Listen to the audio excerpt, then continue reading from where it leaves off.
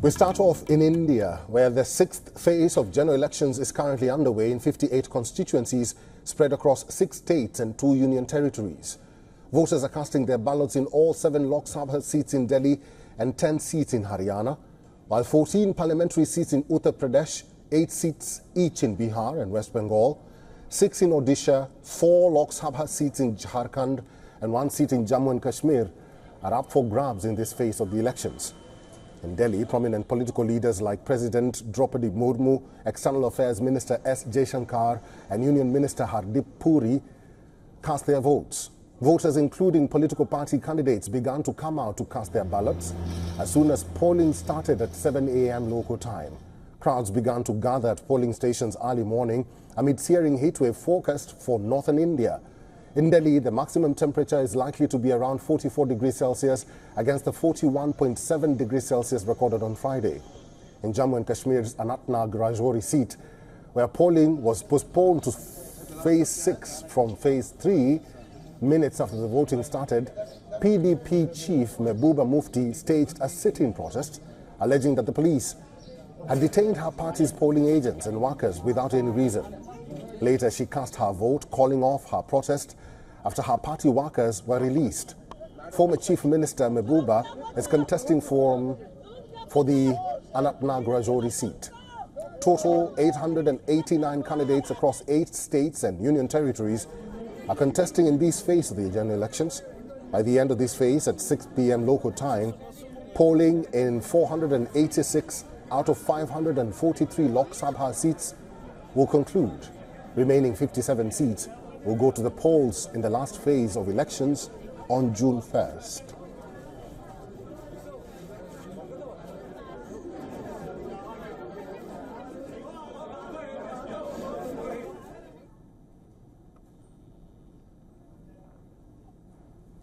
All right, to get you all the updates, our correspondents are found and spread across key locations in India. Right now, we are being joined by Dharamjot Kaur, who is live in Gurugram, Haryana. Hi, Dharamjot. It's midday and the sun is directly overhead. There are concerns that the heat wave will be a hindrance to the voting today. Is that happening where you are? How is the voter turnout amid the heat wave? Well, Eric, you're absolutely right. In many parts of northern India, Delhi, and even where I am in Haryana right now, heat is playing a spoil sport in several constituencies. However, the polling booth where I'm at right now, you do see a steady stream of voters coming in. But the same scenario, it's not common across all the other constituencies. The voter turnout is still in the single digits as of now. It's close to about 9.5 to 9.8%, which is fairly low at the moment. However, it is expected to pick up probably later in the evening between 4 p.m. to 6 p.m. when the temperatures cool down a little bit. At the moment, as you mentioned, the heat is sweltering. It is definitely acting, as a deterrent for voters to step out in larger numbers. But there is hope, as we've seen in the other previous phases as well. There's a trend that we see where a couple of first hours in the morning between 7 to 9 p.m. we have a decent turnout, and then 4 to 6 p.m. in the evening is when more people come out. So that is also the expectation today. Eric? Dharamjot, how are you handling the heat? Well, staying hydrated and making sure that I'm indoors when, we're not here on screen and we're not discussing the elections. But also logistically on the ground, there are a lot of polling officials who've made sure that there are certain sort of, a lot of arrangements that have been made for aged voters who are coming in and for other people as well who have to queue up here for a longer period of time. So drinking water, other forms of hydration, tents and seating arrangements have been made. So hopefully all of these arrangements will bear fruit and more people will turn out and more people will come out to exercise the right today. Eric?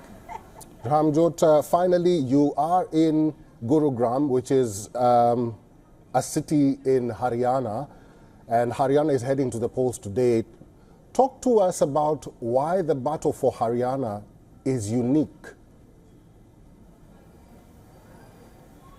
Well, Eric, 10 seats from the state of Haryana that are on the ballot today. Of course, the state is also a key agricultural belt in northern India.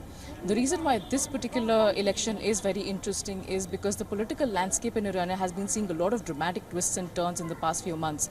So 2 months ago, we saw that the state government, which is also the ruling BJP that is in power, so we have a double engine sort of mechanism in Haryana at the moment.